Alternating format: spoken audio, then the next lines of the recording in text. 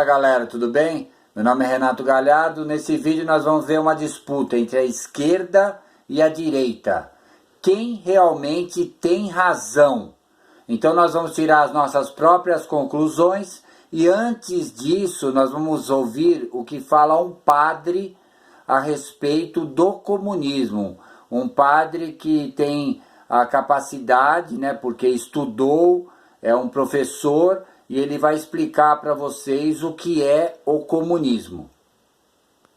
Desde o comunismo na Rússia em 1917 até hoje, a única coisa que eles fizeram foi tomar o poder, matar um monte de gente e ficar ricos.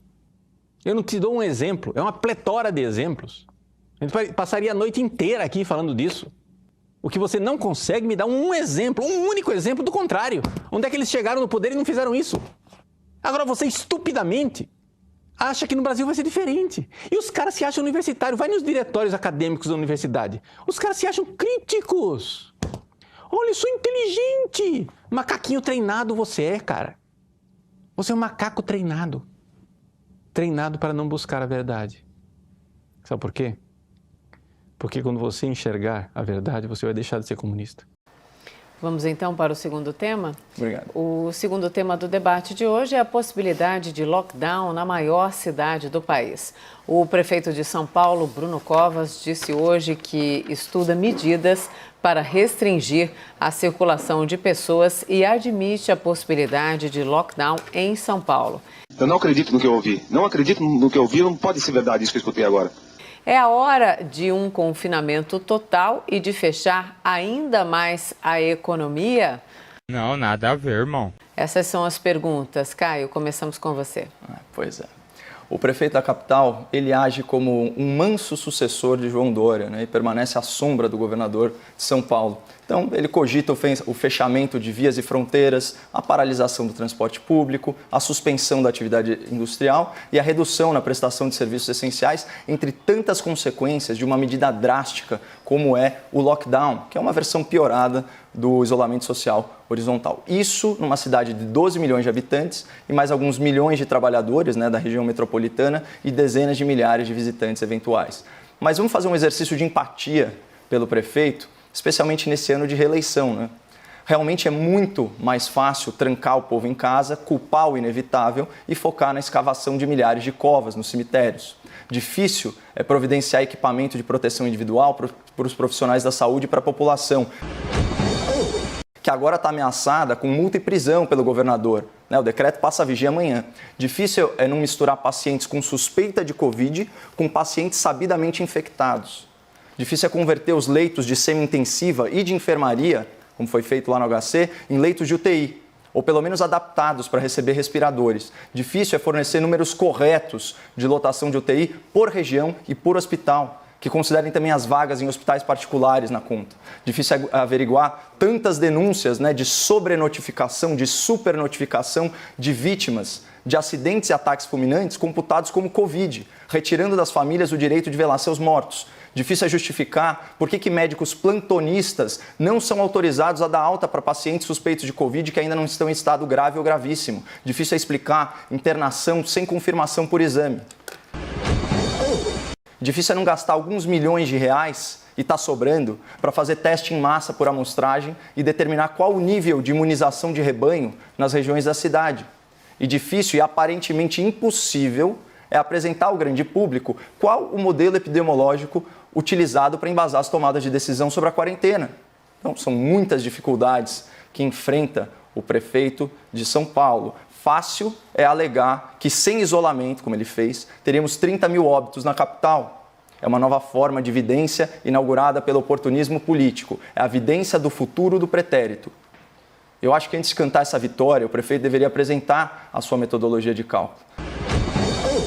Mas, enfim, na prática, o que se mostra cada vez mais evidente é que outros fatores completamente, mas assim, completamente alheios aos políticos e às suas decisões intempestivas podem ter freado a Covid nessa cidade, né, que é o epicentro da pandemia. Isso vai desde clima quente até pirâmide etária mais jovem e, por incrível que pareça, a flexibilização do isolamento social espontaneamente praticada pela população que acelera o processo de imunização em rebanho, que é um fator determinante para frear a curva de contágio. Mas nós podemos ilustrar muito melhor cada um desses pontos aí na sequência do debate, que eu acabei me alongando um pouco. Sim, vamos lá. Augusto, se você quiser, você tem um tempo maior agora por causa aí do equilíbrio na divisão do debate. Vamos lá. Acho que fácil, então, é o quê? Abrir a economia, flexibilizar o isolamento e depois contar os mortos, né? Isso é facílimo realmente de fazer. Eu não vou aqui, sinceramente, eu não vou rediscutir a possibilidade de flexibilizar o isolamento. Esse trem já partiu da estação. A gente já está em outra etapa. Está em outra etapa completamente diferente. Discutir se a gente deve flexibilizar ou não o isolamento, desculpe, é quase como discutir se a Terra é plana ou não. A gente poderia também ficar discutindo essa possibilidade com base nos estudos por sempre apresentados aqui. A gente pode voltar a trazer aqui o médico de dieta para propor, então, a flexibilização desse isolamento. Esse debate acabou. A gente está numa outra etapa da pandemia. E que etapa é essa? O prefeito Bruno Covas se recuperando de um câncer. É chamado de sombra do governador.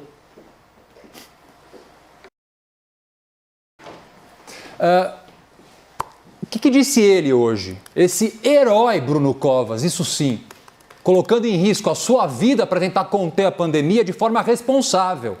Enquanto alguns insistem em falar que é gripezinha, alguns insistem em comparar com 5 mil mortos engasgados. Ele é um herói. E o que esse herói falou hoje? Que a prefeitura tem em cima da mesa várias opções de ação. Estamos buscando opções que não restringam a atividade econômica. Completamente diferente do que pretendeu se passar aqui no debate. E disse mais o prefeito Bruno Covas. Qual é o critério para se adotar um lockdown ou não? É a recomendação da Secretaria Municipal de Saúde. E curioso, falando em observação do momento atual, já foi trazido várias vezes aqui o estudo Covid Brasil. O médico Bruno Filardi até às vezes participa online aqui do debate. Ele, no Twitter, afirmou o seguinte: dentre todos os modelos, o SAMI acredita, SAMI quem é? SAMI é a pessoa que fez o modelo matemático junto com ele, que, volto a dizer, é um modelo bastante interessante. Eu li, reli, gosto, acompanho, não tenho grandes críticas ao modelo, até porque eu não sou matemático, mas eu acho um trabalho bem feito. Está sofrendo uma série de críticas de pessoas especialistas, até sugiro que o espectador veja isso, mas eu entendi como razoável. E disse ele, Bruno Filardi, de todos os modelos, o SAMI acredita que este, ou seja, o dele, é o mais fidedigno. Mas nenhum modelo pode determinar o afrouxamento do isolamento. Há apenas a observância prática. E eu acho que é isso, assim, respondendo à pergunta do Caio, qual é a metodologia matemática, acho que o próprio Bruno Filardi responde aqui, é a observação prática. Os números de contágio e de mortes estão aumentando, os leitos de hospital estão ficando lotados. Logo, a gente precisa de uma outra medida, que pode ser que seja o lockdown. Bom, Caio? doutor Augusto, os seus argumentos são tão populistas, né, nessa linha da política fúnebre, que eu imagino que você seja em breve contratado pelos gabinetes ou do governador ou do prefeito. Provavelmente será, né? Mas só se eles forem presos por corrupção. Quem trabalha com política é você que já foi só se eles forem presos por corrupção. Afinal, ontem você estava se gabando de ter soltado acusados na Operação Lava Jato. Qualquer intenção política, Caio. Quem trabalha na política é você. Quem vai se candidatar com certeza é você. Esperem o Caio na próxima eleição. Temos um vidente aqui. Debatedores. Temos um vidente. Vamos esperar. Olha, Mona Lisa, o que eu espero é que debatedores, um minuto. Debatedores, quando vocês falam junto, vocês podem debater à vontade. Mas falar um em cima do outro não dá.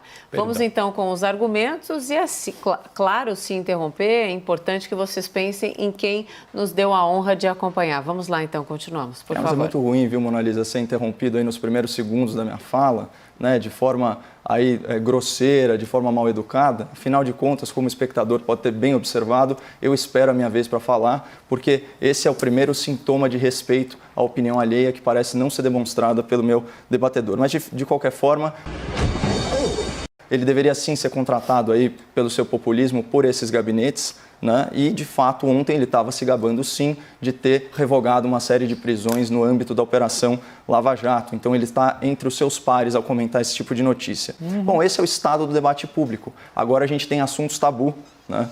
Diferente desse falso paralelo que você colocou, há provas, há abundância de provas, né, de que a Terra não é plana. Agora, em relação a essa pandemia, que você mesmo classifica como, abre aspas, dinâmica, a gente tem indícios, a gente tem evidências, não provas.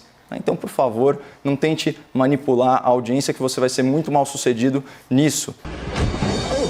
Outra coisa, se recuperar do câncer não torna ninguém um bom ou um mau político, o torna simplesmente um vencedor no plano pessoal. Isso eu respeito e elogio, mas não o torna imune a críticas, de jeito nenhum. A gente tem que ser objetivo aqui nos nossos comentários. E, retornando, né, você falou que não há estudos relacionando a transmissibilidade, a letalidade do vírus a países de clima mais temperado, mais quente. Isso não é verdade. Isso desde o começo da pandemia, com aqueles estudos do MIT trazidos aí ao debate público pelo Dr. Anthony Wong, que é uma sumidade em toxicologia, a gente já conhece isso. E aqui no Brasil, especialmente em São Paulo, a gente observa um fenômeno que é possível estimar a mortalidade do vírus entre 0,05% e 0,2%, dependendo da metodologia de estudo. Quando a gente compara, por exemplo, com uma cidade que é o caso de Nova York, esse número salta para 0,4%, 0,7%. Então, são cidades cosmopolitas, mais ou menos, né, dentro da região metropolitana, com uma quantidade parecida de pessoas que foram atingidas pela pandemia em momentos similares, né? E aí você tem uma discrepância tremenda, né, na questão da mortalidade, sendo que nas comunidades mais carentes aqui do Brasil, a densidade demográfica é muito maior. Tá? Então, quais são os fatores que explicam essa mudança? Um desses fatores, obviamente, é a pirâmide etária. A gente sabe que a mortalidade do vírus ela aumenta exponencialmente conforme a idade dos pacientes. Isso tem que ser levado em conta. E é ponto pacífico entre mim e o meu debatedor que o fator limitante para a doença é justamente os leitos de UTI. E a minha crítica foi justamente nesse sentido.